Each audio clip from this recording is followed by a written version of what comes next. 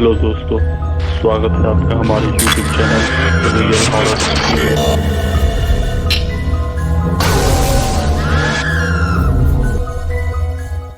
गुजरात के उस भूकंप ने हर जगह तबाही मचाई थी।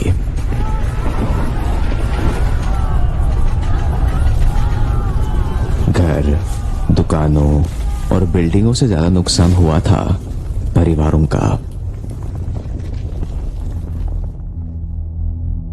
ऐसा ही एक परिवार था दिनसुख शाह का।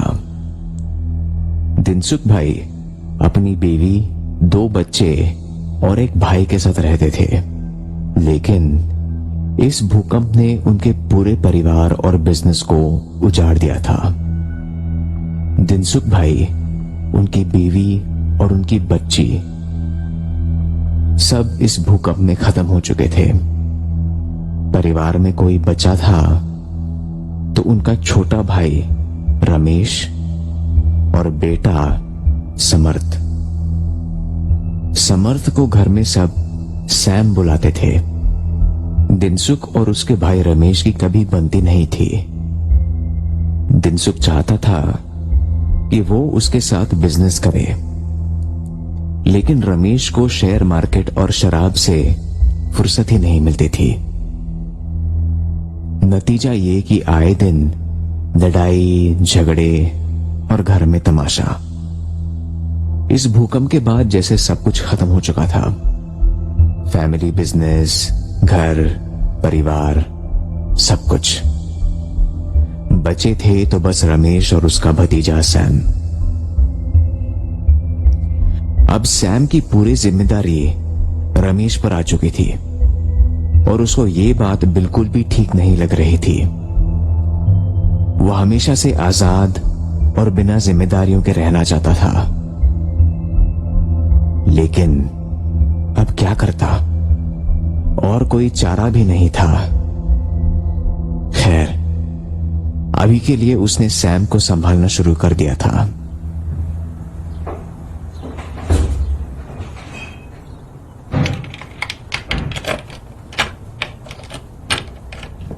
वो लोग शहर से दूर एक छोटे से घर में शिफ्ट हो गए। उनके पास ज्यादा सामान तो बचा नहीं था, तो बस कपड़े और थोड़े बर्तन लेकर वो उस नए घर में रहने चले गए। पापा मम्मी कहाँ हैं? आपने बोला था कि वो भी साथ आएंगे। बेचारा सैम अपने चाचा से यही सवाल कितनी बार पूछ चुका था। आएंगे बेटा, वो बोल रहे हैं कि तुम लोग रहो जाके नए घर में, वो थोड़े दिनों बाद आ जाएंगे, रमेश ने सैम को समझाते हुए कहा। शहर से थोड़ी दूर जाकर था ये नया घर। 2 कमरों की इस घर को रमेश को फिर से बसाना था। उस घर में पहले कोई रहता था, तो थोड़ा उनके जाने के बाद थोड़ा बहुत सामान छोड़कर गए थे, जैसे गैस, टेबल्स, थोड़ा फर्नीचर, बेड वगैरह। इन सब सामान की वजह से रमेश को काफी मदद हो गई थी। घर की सफाई करते वक्त काफी सामान ऐसा भी था जो उनके किसी काम का नहीं था, जैसे बिजली के तार, कुछ कपड़े, किताबें।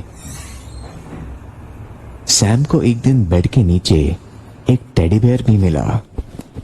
वो उसे देखकर काफी खुश हुआ। वो नया जैसा ही था। जो लोग पहले रहते थे वो शायद इसे गिराकर भूल गए होंगे। ऐसा लग रहा था कि वो काफी दिन से धूल खा रहा था। सैम ने बड़े ही प्यार से उसे पोंछा और नए जैसा बना दिया। उसकी बड़ी बड़ी भूरी आंखें और वो सफेद रुई जैसा शरीर। सैम का तो जैसे इस घर में शिफ्ट होना सफल हो चुका था। उसने उस टेडी बेयर का नाम सोनू रखा। सैम, जो अभी तक उसके परिवार के ना होने से थोड़ा दुखी और खोया खोया रहता था, अब काफी खुश रहने लगा। ऐसा लग रहा था मानो उसका परिवार ही सोनू के शक्ल में वापस आ गया हो। उसने अपने ही कुछ खेल बना लिए थे। वो हमेशा कहता, चाचा देखो ये सोनू ना अभी नीचे गिर गया। चाचा चाचा देखो ये सोनू ने खाना गिरा दिया। चाचा मैं सोनू को लेकर बाहर जाऊं खेलने। वो हमेशा अपने चाचा से यही सब बातें करता रहता। अरे तुमने खाना नहीं खाया तो बेचारे टेडी पर इल्जाम लगाते हो। सैम, सोनू स्ट्रांग है, उसे चोट नहीं लगती, तुम रोना बंद करो। रमेश हमेशा उसको यही सब बोलकर समझाता रहता। हालांकि सोनू की वजह से रमेश की काफी मुश्किलें आसान हो गई थी।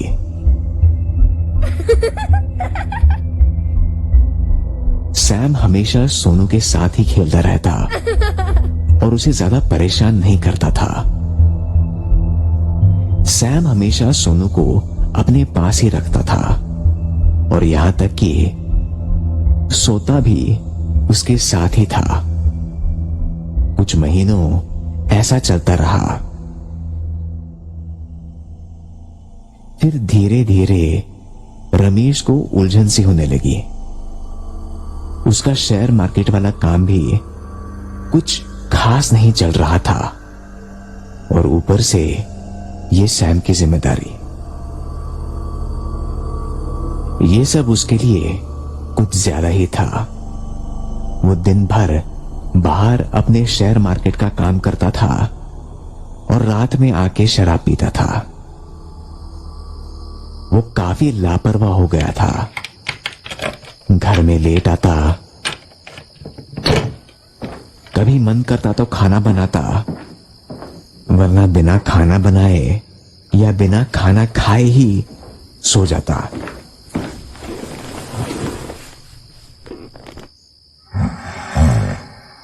सैम को भी उसकी वजह से भूखा रहना पड़ता था।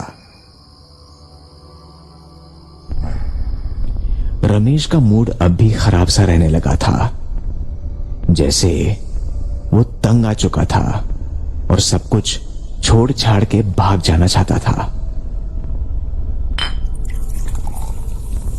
एक दिन वो घर लौटा और शराब पीकर सोने चला गया।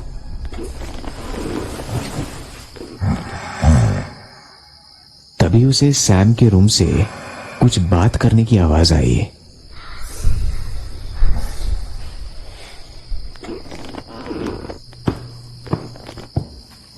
वो सैम के रूम में गया और बोला, सोए नहीं तुम? सो जाओ, बात मत करो और मुझे भी सोने दो। चाचा भूख लगी है, कुछ खिलाओ ना प्लीज। अरे हाँ, आज थोड़ा लेट हो गया है, तुम सो जाओ, मैं तुम्हें कल खिलाऊंगा, चलो सो जाओ। ये बोलते हुए वो अंदर सोने चला गया। सोने के बाद भी कुछ हल्की सी आवाजें आ तो रही थी, पर उसने ध्यान ही नहीं दिया और सोता रहा।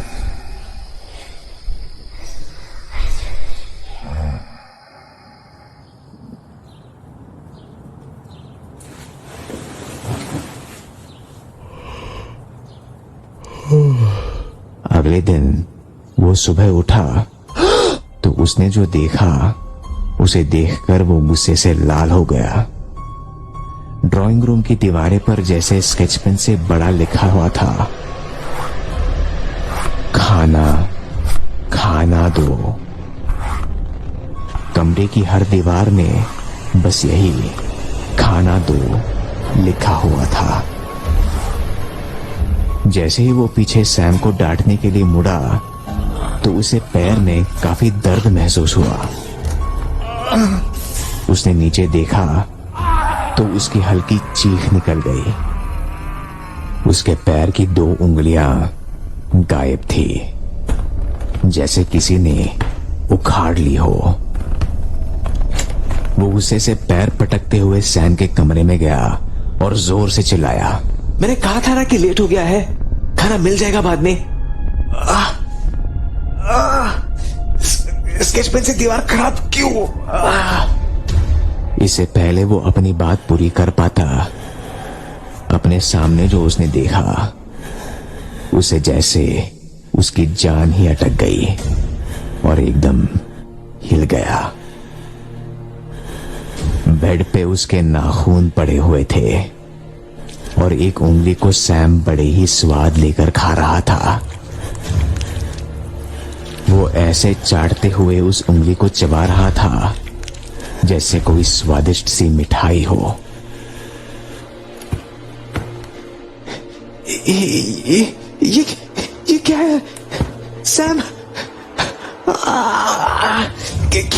क्या क्या तूने? ये मेरी उंगलियां।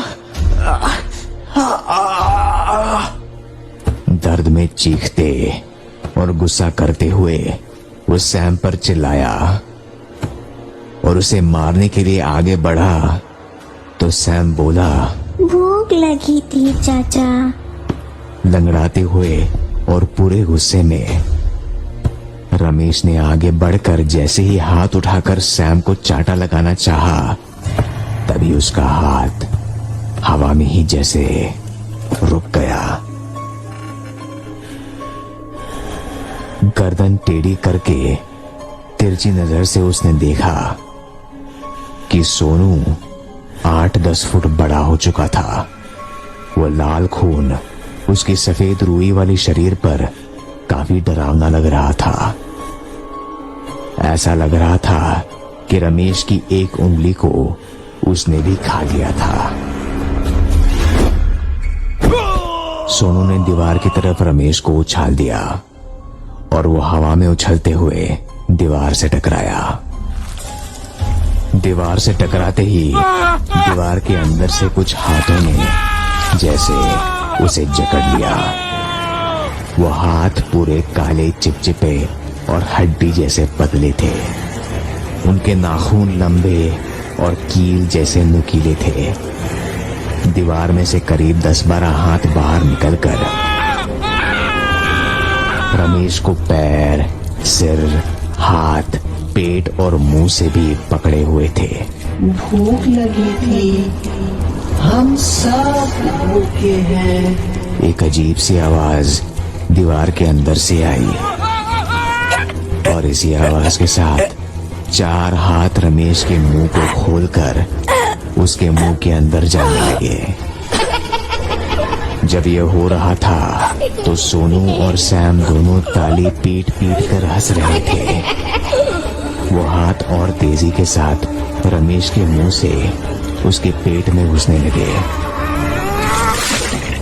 इस चीख के साथ जैसे उन हाथों ने रमेश के शरीर को 2 हिस्सों में बीच से फाड़ दिया था। सिर से पैर तक 2 हिस्से होकर उसका शरीर वही खून में डूबा गिरा पड़ा था। उन हाथों ने उसकी अंतें, दिल, लिवर सब कुछ उठाकर दीवार के अंदर खींच लिया और बाकी के शरीर पर सोनू और सैम टूट पड़े।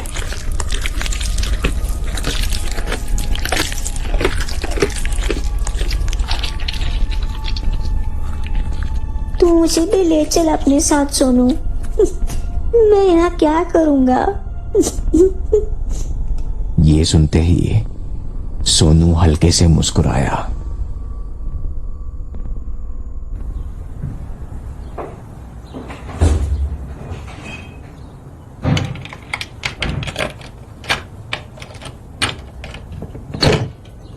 कुछ महीनों बाद जब वहां कोई नए लोग रहने आए